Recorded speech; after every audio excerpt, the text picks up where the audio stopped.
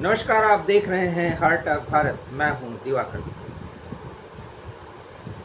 मोदी सरकार 3O का पहला बजट आज पेश हो गया और बजट में मुख्य 9 बातें ऐसी कही गई हैं जिसमें चुनाव के दौरान मोदी जो गारंटी दे रहे थे उसको पूरा करेंगे अगले आने वाले 4 सालों में, क्योंकि ये बजट तो पेश ही हो गया, ये सुनिश्चित हो गया है।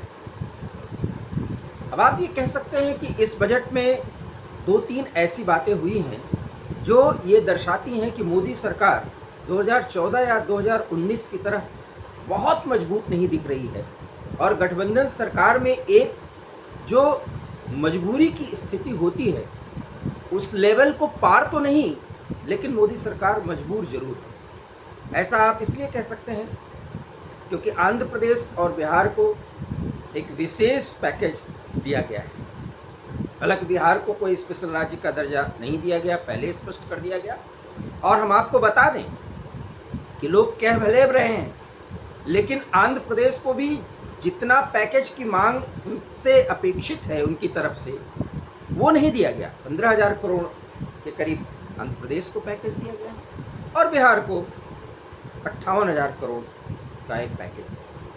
अभी आप ये मजबूरी कह सकते हैं या एक राजनीतिक चातुर्य, क्योंकि बिहार में चुनाव आने वाला है और बीजेपी को ये देखना पड़ेगा कि वहाँ पर जदयू के नेता और उसके सर्वे सर्वा नीतीश कुमार मुख्यमंत्री के तौर पर जिस तरीके से प्रधानमंत्री का साथ दे रहे हैं और बिना कोई हस्तक्षेप किए हुए सिर्फ बातों को कह रहे हैं, और वो अपेक्षित भी है क्योंकि बिहार अगर ग्रोथ रेट में अन्य राज्यों के समकक्ष खड़ा होने की स्थिति नहीं बना पाएगा तो भारत विकसित कैसे बनेगा। और ये तो प्रधानमंत्री कह ही रहे हैं कि वो जो रिमोट एरिया या उस तरह के स्टेट्स हैं उनके विकास पर हमारा फोकस होगा। और संयोग भी ऐसा बना कि इस बार गठबंधन की सरकार में जदयू की स्थिति बहुत मजबूत है, इसलिए वो अगर कह भी रहे हैं तो उसको ज़्यादा तवज्जो दिया जाएगा। इसे व्यवहारिक तौर पर सोचना चाहिए। और मैं बराबर कहता रहा हूँ कि चंद्रबाबू नायडू एक बहुत दूरदर्शी व्यक्ति हैं और अगर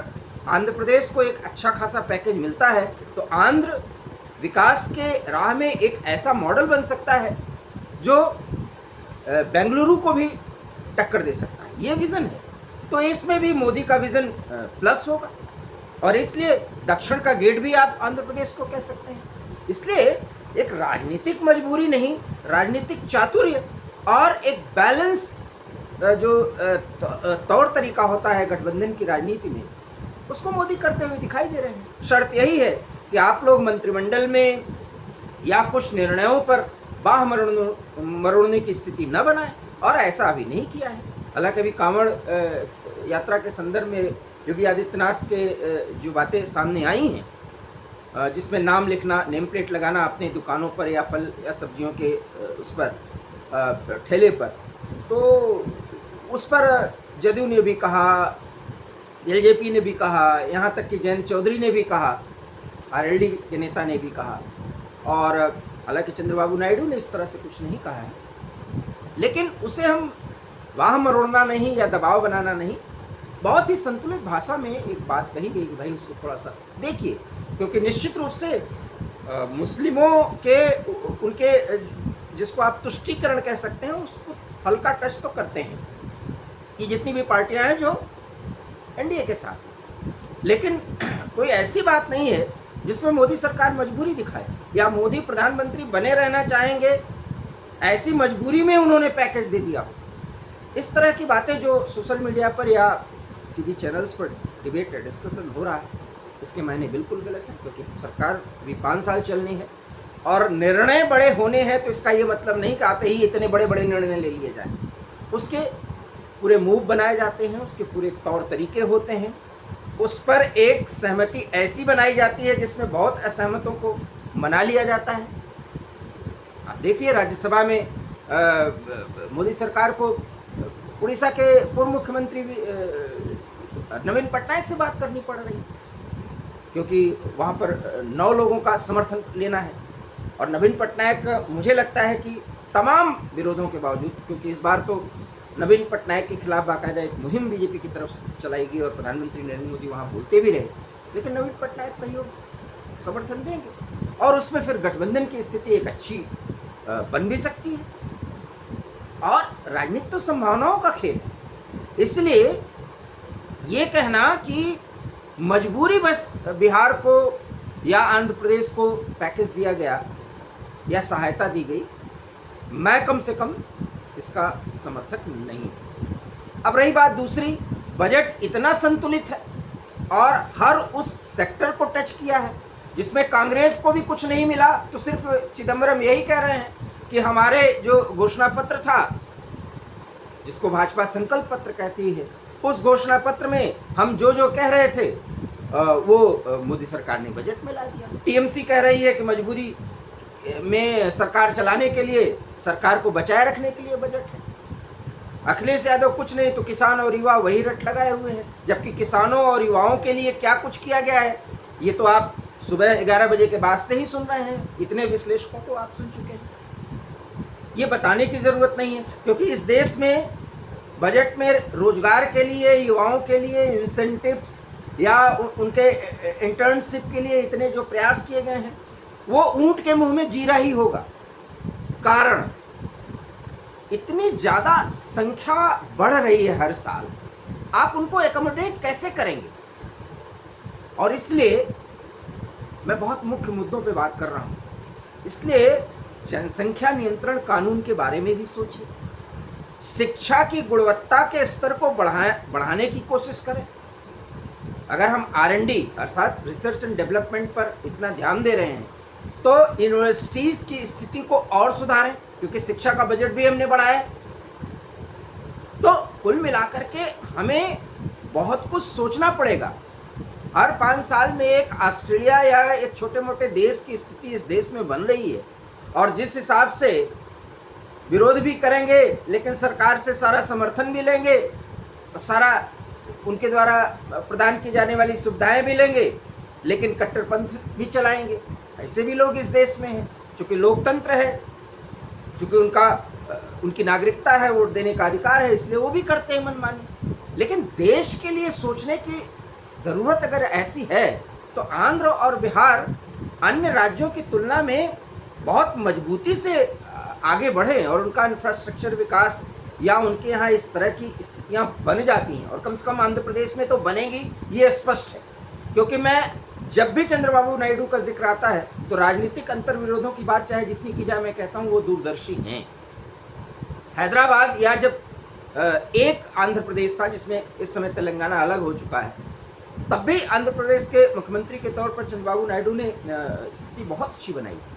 हाँ, कुछ ऐसे कारण हैं जो मोदी की सरकार से उनका विरोध हुआ था और अलग हो गए, ये सब राजनीति में होता है। विचारधारा एक हुई, फिर एक हुए, और साथ हैं, मोदी के विज़न के साथ हैं, और विज़न एक ही है कि विकास की रफ्तार को बढ़ाना है, रिमोट एरिया और पिछड़े राज्यों को अन्य राज्यों की तुलना में बराबर पर ला करके खड़ा करना है, और उसमें राजनीतिक हित भी सत्य हैं, तो बुराई क्या है? इसलिए मजबूरी का बजट मानना या सहयोगी दलों की तरफ से बाह मरोड़ने की प्रक्रिया अपनाई जा रही है, ये कहना, ये मुझे लगता है कि थोड़ी सी अतिवादिता है। और कुछ राष्ट्रवादी और वरिष्ठ पत्रकार ऐसी बात कह रहे हैं जो नहीं कही जानी चाहिए। अब रही बात है कि जो हम राष्ट्रवादियों की सबसे बड़ी चाहत है कि कट्टरपंथ पर रोक लगाई जाए, योगी और हेमंत बिश्व शर्मा जैसे मुख्यमंत्री कर रहे हैं, और बहुत कुछ बिना दिखाए उत्तराखंड के मुख्यमंत्री तो बहुत कुछ कर रहे हैं, मध्य प्रदेश में भी बहुत कुछ हो रहा है, और अन्य उन सभी स्थानों पर राजस्थान में भी बहुत अच्छी कोशिशें हो रही हैं, और केंद्र सबका साथ सबका विकास के साथ तो आगे बढ़ेगा ही। ये मालूम है कि सबका विकास करना जरूर है, लेकिन वोट तो उन्हीं का मिलना है जो मोदी के जरिए इस देश को विकास की उस राह पर और तेजी से बढ़ाएं जो हम चाहते हैं, और इसीलिए मोदी को पसंद करते हैं। हाँ, मोदी अगर बहुत मजबूरी की स्थिति में आ जाएंगे तो यही हम राष्ट्रवादी हम कहेंगे कि अब विकल्प देखना चाहिए। इसलिए योगी आदित्यनाथ ने जो कुछ भी किया उसका भी चलते चलते 1 मिनट में, क्योंकि वीडियो बहुत बड़ा हो जाएगा, सुप्रीम कोर्ट ने भले कह दिया हो कि भाई नेम प्लेट लगाना ये सब चीज़ें ज़रूरी नहीं है, लेकिन आपको एक सर्टिफिकेट दिखाना होगा कि आपके यहाँ क्या बन रहा है क्या नहीं बन रहा है, आप क्या बेच रहे हैं क्या नहीं है, उसमें तो नाम पता और सब कुछ दिख जाएगा। तो जो कांवड़िए हैं, जो तीर्थयात्री हैं, वो देखें समझें। अगर उनको अपने धर्म की चिंता है, अपनी सात्विकता पर चिंता है, तो उनको ये सब देखना चाहिए। जागरूकता तो सब जगह होनी चाहिए ना। सरकार ही सारी चीज़ें करे और आप वोट तो डालने आप घर से निकले नहीं, उसका खामियाजा तो देख रहे हैं कि 240 पे टिक गया मामला। तो थोड़ा बहुत झेलना चाहिए हम सबको भी, हम हिंदू इसके लिए जिम्मेदार हैं। इसलिए बजट पर अनर्गल प्रतिक्रिया और प्रक्रिया को कतई नहीं अपनाना चाहिए, और अनर्गल प्रतिक्रिया तो कतई करना ही नहीं चाहिए। और बिहार और आंध्र प्रदेश को अगर पैकेज दिया गया है तो इसमें कोई गलत नहीं, और अगर बिहार और आंध्र प्रदेश को पैकेज दिया गया है तो बंगाल के बारे में भी सोचा गया है, आंध्र प्रदेश के बारे में भी सोचा गया है, और यहाँ तक कि तेलंगाना के बारे में भी सोचा गया है। और जब युवा और महिलाओं के विकास के संदर्भ में और मध्यम वर्ग के जो टैक्स स्लैब्स हैं उनके संदर्भ में अगर बातें की गई हैं, 3 लाख तक पर कोई आयकर नहीं लगेगा, टैक्स नहीं लगेगा, तो मिडिल क्लास को भी, जो कि बहुत ज़्यादा प्रोग्रेसिव होता है, उसके बारे में भी सोचा गया है। तो संतुलन का काम तो सरकार केंद्र के स्तर पर करेगी। अब रही बात कि सब कुछ इकट्ठे कूद पड़े, ऐसी बातें नहीं होनी चाहिए। और जो करना है वो करना है, उसमें दबाव की कोई बात है नहीं। और नीतीश कुमार हो या चंद्रबाबू नायडू हो, उस स्थिति में अपने आपको ला करके खड़ा भी नहीं करेंगे, क्योंकि मैं बराबर ये कह रहा हूँ कि अगर मोदी गवर्नमेंट कुछ बड़े फैसले लेगी, और एक बड़ा फैसला सबसे बड़ा ये है कि अब पीओजे पर आर पार होना है, और उस फैसले में अगर चंद्रबाबू नायडू और नीतीश कुमार भी सहयोगी रहेंगे तो मोदी के समकक्ष वो भी एक बड़े राजनेता हो जाएंगे। इसीलिए अनर्गल प्रलाप नीतीश कुमार और चंद्रबाबू नायडू कतई नहीं करेंगे, इस बात को जरूर हमें गौर करना चाहिए और इसके आधार पर विश्लेषण करना चाहिए। तो कुल मिलाकर के मोदी 3O का पहला बजट संतुलित और सबकी ओर देखने का प्रयास किया गया। दी गई गारंटियों को पूरा करने के लिए बहुत आगे बढ़ने की एक राह सरकार अपनाएगी, ये बात स्पष्ट दिख रहा है। जिसमें मुफ्त बिजली पीएम सूर्यघर योजना के तहत बहुत तेज़ी से काम करने की बात कही गई है, गरीबों के लिए आवास की बात की जा रही है, और गांवों के और किसानों के समग्र विकास, जिसमें नेचुरल जो फार्मिंग है उस पर बहुत जोर देने की बात की जा रही है, और साथ ही साथ पैदावार, फसलों के पैदावार को बढ़ाने के लिए रिसर्च एंड डेवलपमेंट के साथ हर एक सुविधा देने की बात कही गई। छोटे और मझोले स्टार्टअप्स, एसएमईज पर ध्यान देने की बात कही गई है। पीएम मुद्रा लोन 10 लाख से बढ़ा करके 30 लाख तक कर दिया गया है। तो ये सारी बातें हैं जिसे उसका फ़ायदा मिलेगा, और यही बात तो है कि विपक्ष कुछ बोल नहीं पा रहा है। अब बताइए, चिदम्बरम यही कह रहे हैं, एक तो हमारी नकल है, चलिए कम से कम अराजकता तो संसद में फैलाने का मौका नहीं मिला। बाकी बड़े फैसले मोदी लेते रहेंगे, उससे वो डिग ही नहीं सकते, क्योंकि उनको मालूम है कि अगर वो उससे डिगे तो फिर जिनके दिल में वो बसते हैं वो दिल से निकाल कर फेंक देने के काम में सबसे आगे आ जाएंगे। ये नरेंद्र मोदी प्रधानमंत्री के तौर पर बहुत अच्छी तरीके से जानते हैं। इसलिए मोदी आगे बढ़ते रहें, हमारी यही अपेक्षा है।